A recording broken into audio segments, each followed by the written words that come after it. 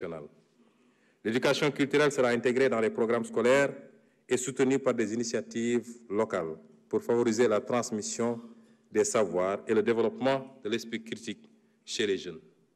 Les médias joueront un rôle central dans la valorisation du patrimoine, mais aussi dans l'ouverture sur le monde et la perméabilité à l'innovation grâce à un soutien accru à la production de contenus culturels accessibles à tous.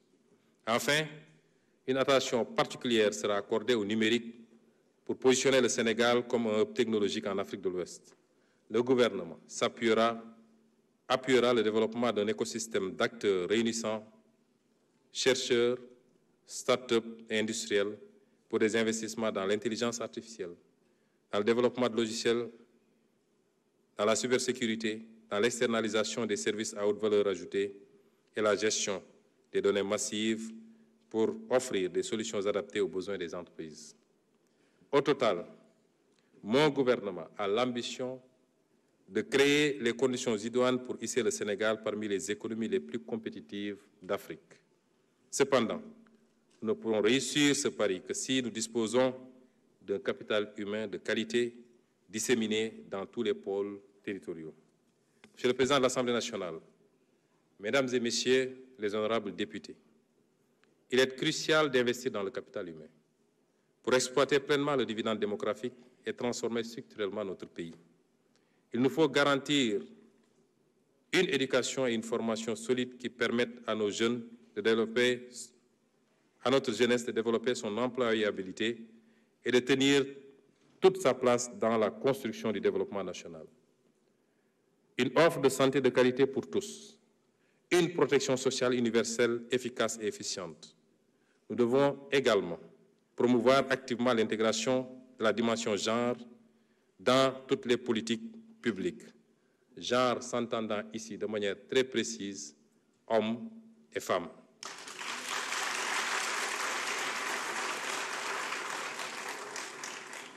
Pour assurer un accès équitable à tous les citoyens, hommes et femmes, à toutes les opportunités économiques et à tous les emplois disponibles.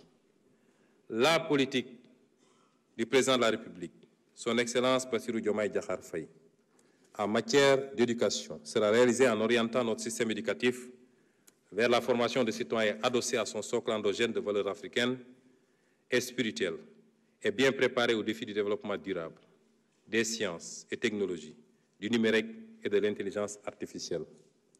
Le système éducatif que nous allons bâtir offrira à tout Sénégalais, quelle que soit sa situation sociale, les compétences générales et spécifiques lui permettant d'apporter sa contribution au développement de son pays. L'obligation scolaire, 10 ans, sera appliquée dans toute sa rigueur, avec pour ambition une réduction du taux de déperdition scolaire à 10% au maximum. Des passerelles diplômantes et des accompagnements sociaux renforcés seront introduits, en particulier pour les jeunes filles. La modernisation des infrastructures éducatives s'accompagnera d'un recrutement conséquent d'enseignants bien formés et bénéficiant continuellement de programmes de recyclage.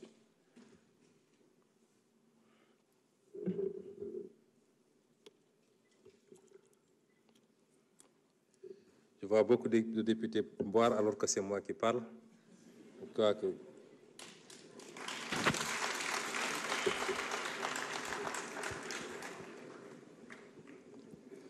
Les abris provisoires seront totalement éliminés d'ici 2029.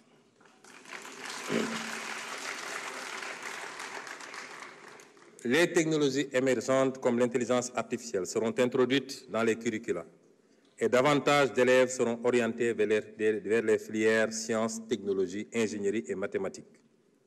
Le multilinguisme sera promu, d'une part grâce à la généralisation de l'enseignement de l'anglais à l'élémentaire et d'autre part par l'utilisation des langues nationales dans le système éducatif et de formation pour que tous nos enfants sachent lire et écrire dans au moins une langue nationale.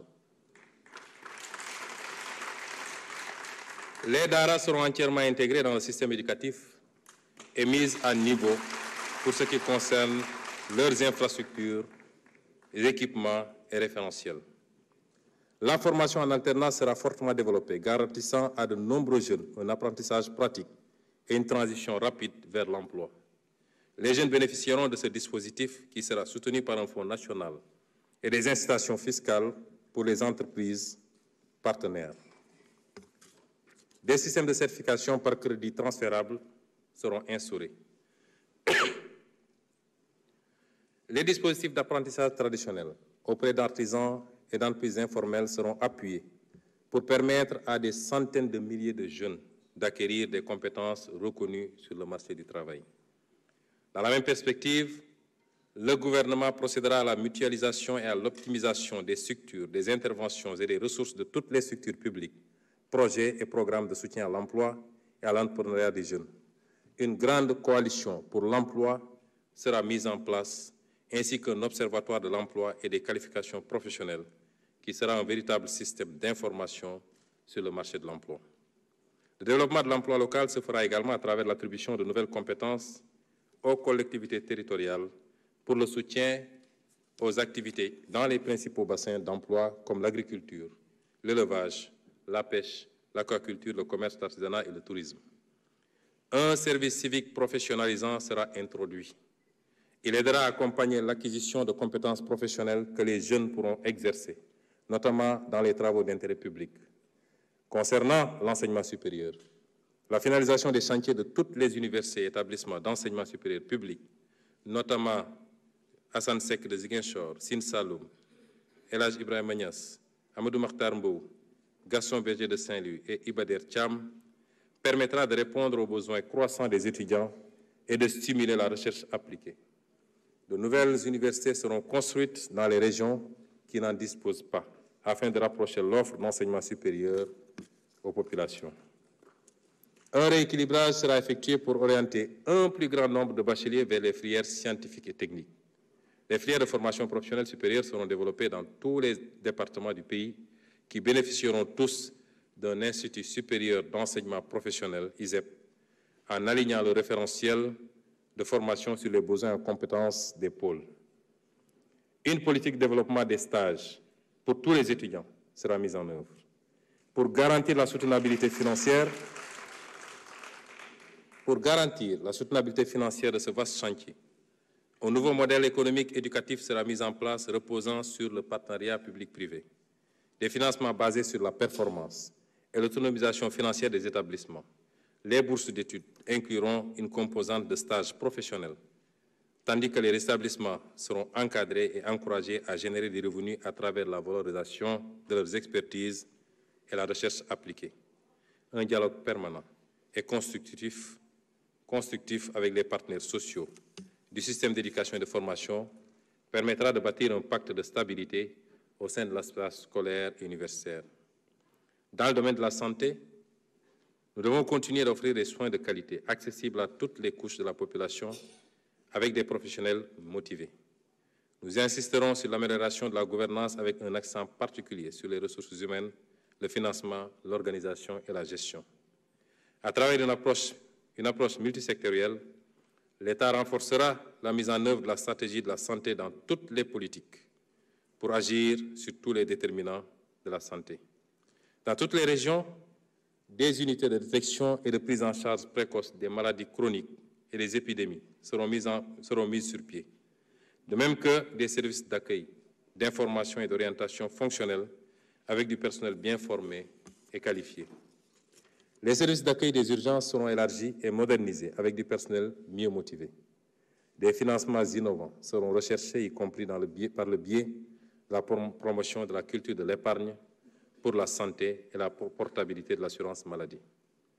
La digitalisation intégrale de la santé se fera à travers le déploiement des plateformes numériques et systèmes d'information digitalisés. Le tout dans un cadre respectant les principes éthiques et garantissant les droits des acteurs. Le dossier patient informatisé, déjà disponible, sera mis à l'échelle au fur et à mesure avec une approche régionale. Le projet d'industrialisation pharmaceutique sera mené avec soin, aussi bien pour les médicaments que pour la production de vaccins, avec l'appui des partenaires au développement et du secteur privé local.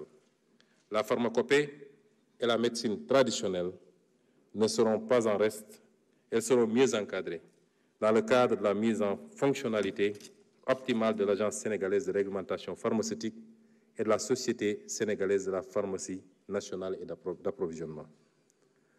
La pratique du sport participe à la santé. On a tendance à parler de sport qu'en termes de compétition. Chers députés, je vous invite à beaucoup pratiquer le sport. C'est pourquoi nous développerons des infrastructures sportives de proximité dans les communes du pays, en partenariat avec les collectivités territoriales pour favoriser la pratique sportive de masse par la population. Le sport d'élite sera soutenu à travers un meilleur encadrement des athlètes à haut potentiel et la mise à niveau des infrastructures destinées aux compétitions internationales et nationales. Des plans de relance et de développement seront signés avec les fédérations sportives. En direction de l'organisation des Jeux olympiques de la jeunesse, un suivi rapproché sera effectué pour s'assurer que toutes les infrastructures nécessaires pour une bonne organisation de l'événement seront en place dans les délais. Monsieur le Président de l'Assemblée nationale, Mesdames et Messieurs les honorables députés, c'est parce que nous voulons un Sénégal juste que l'équité sociale est inscrite au cœur de la transformation systémique.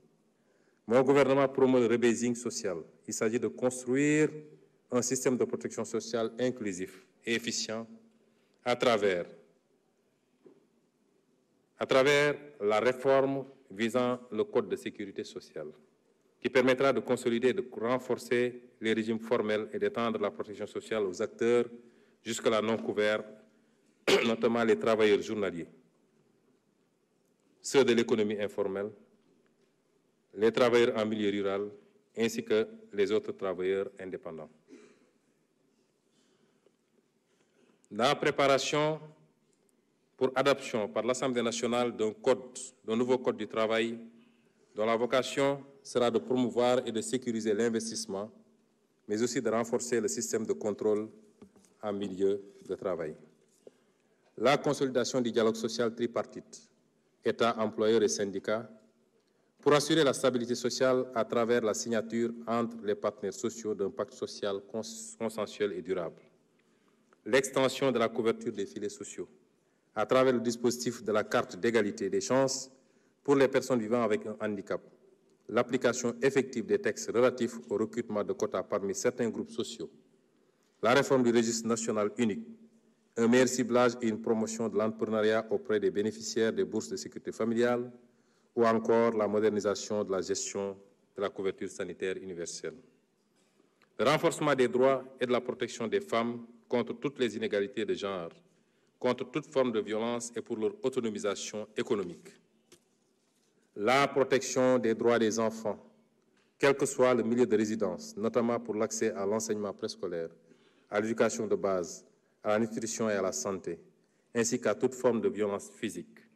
Le phénomène des enfants de la rue retiendra toute notre attention pour une solution globale et définitive. L'aménagement d'un nouveau système intégré de protection et de promotion des personnes âgées, qui inclura en plus des aspects sanitaires et sociaux, la valorisation des compétences des retraités qui souhaitent les mettre à la disposition de l'État et des collectivités. La lutte contre la vie chère, comme moyen de mise en œuvre du droit à l'alimentation pour tous, en renforçant les moyens d'intervention des services en charge du contrôle économique partout dans le pays, en plus de renforcer l'éducation et la sensibilisation des consommateurs. La rationalisation des subventions à l'énergie, pour qu'elles bénéficient essentiellement aux ménages pauvres. Je veux parler ici du ciblage pour éviter que les plus riches bénéficient beaucoup plus d'ailleurs de ces subventions que les plus démunis.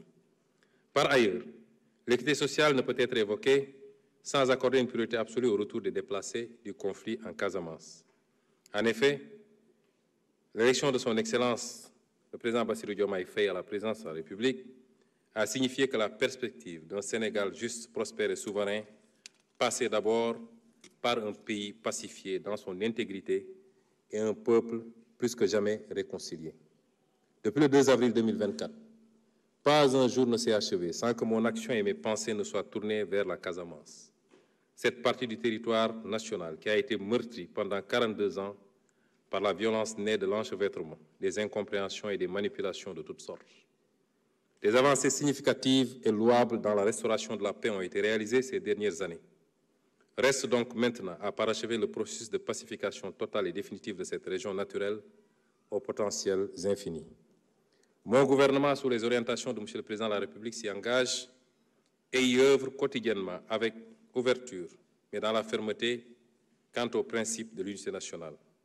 C'est pourquoi l'une des premières mesures que j'ai prises sur ce dossier, sur l'instruction du Président de la République, a été de tenir un conseil interministériel pour le retour des déplacés dans leur village.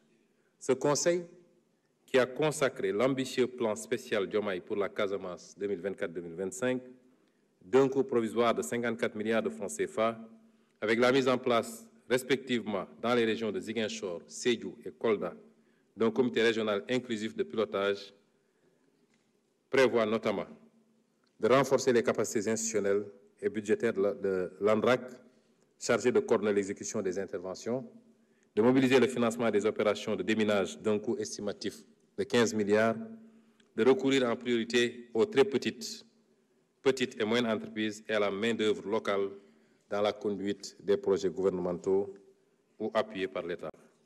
De créer une expertise locale pour l'entretien et le maintien des infrastructures, du matériel et des équipements, de prévoir un dispositif adapté d'accompagnement des déplacés pour assurer l'employabilité et l'emploi des jeunes et des femmes en créant les conditions d'un développement continu d'une expertise locale pour l'entretien et la maintenance des infrastructures.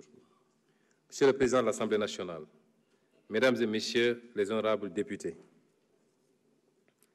pour ce qui est du développement durable, nos actions seront inscrites sous le sceau de la promotion d'une gestion durable des écosystèmes naturels et de la conduite d'une transition énergétique juste et équitable. Au regard de la transversalité de la problématique, des cellules de développement durable seront mises en place au sein de tous les développements ministériels. La gestion environnementale sera axée sur l'utilisation rationnelle des ressources naturelles et une veille permanente afin de renforcer la résilience des écosystèmes. Pour cela, le gouvernement va concevoir et mettre en œuvre un programme de conservation et de résilience des écosystèmes. En plus de l'accélération de la mise en œuvre du programme de la Grande Muraille Verte, nous présenterons devant l'Assemblée nationale un projet de loi sur la biodiversité et nous instituerons de nouvelles aires protégées permettant de couvrir 30% du territoire terrestre, marin et zones humides du pays. Chaque aire protégée sera dotée d'un plan d'aménagement et de conservation durable. La résilience aux risques climatiques et la durabilité environnementale se feront de manière inclusive. La promotion des modes de production et de consommation durable permettra de préserver la durabilité des ressources naturelles.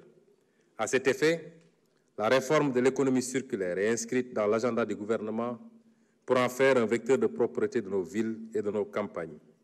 La réforme englobera la régulation et le financement de la collecte et du traitement durable des déchets. L'objectif est aussi de valoriser le potentiel d'emploi bien rémunéré qui existe dans le secteur.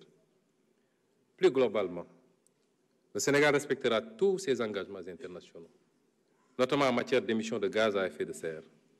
Nous exploiterons les opportunités liées au financement vert et bleu. Les capacités des acteurs de l'écosystème en matière d'élaboration de projets seront également renforcées. Le développement urbain jouera un rôle crucial en capitalisant sur le dividende de densité. Le gouvernement mettra en place les conditions pour doter les villes d'outils de planification et d'infrastructures résilientes susceptibles d'impulser l'émergence de territoires urbains et ruraux attractifs. Cette dynamique sera soutenue par la création de pôles urbains à vocation au sein de chaque pôle territoire pour valoriser le potentiel d'urbanisation et à travers de nouveaux modèles urbains créateurs de richesses et d'emplois. Il nous faudra en outre encourager l'investissement privé dans l'habitat social de qualité et accessible au plus grand nombre de Sénégalais.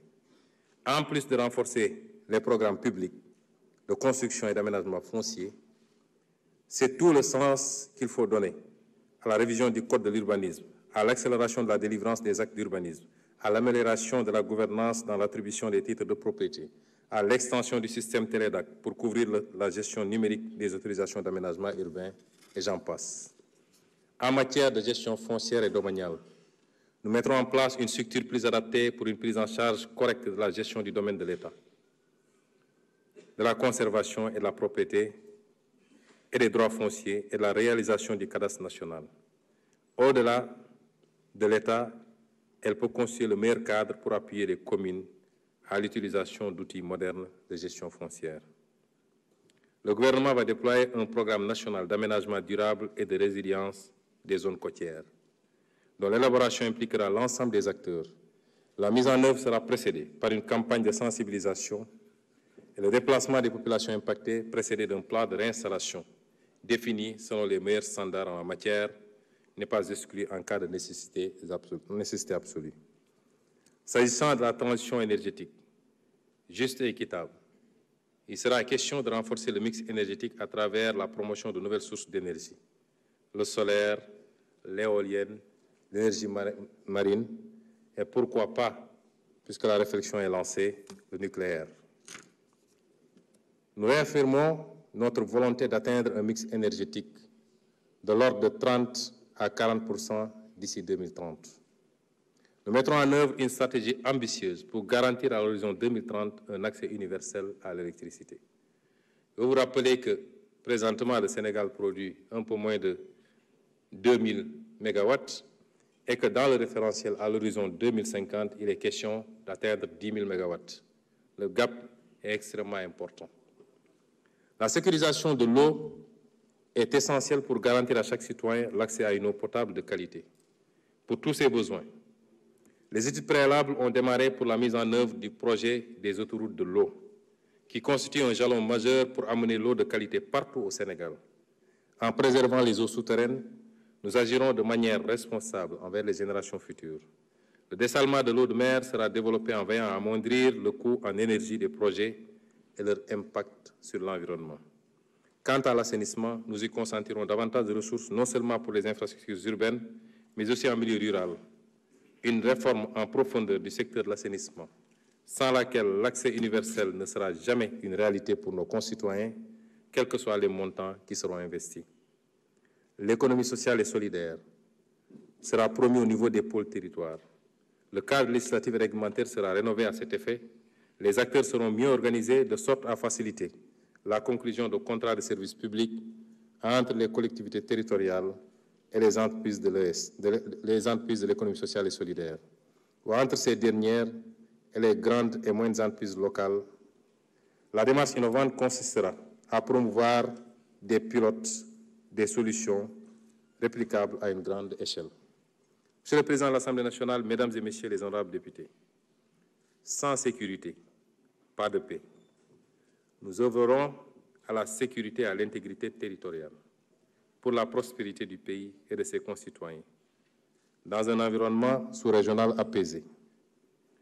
L'objectif stratégique est de sanctuariser le territoire national et de renforcer la protection des personnes et des biens dans le respect des valeurs républicaines et des engagements au titre de la préservation de la paix internationale. En mer,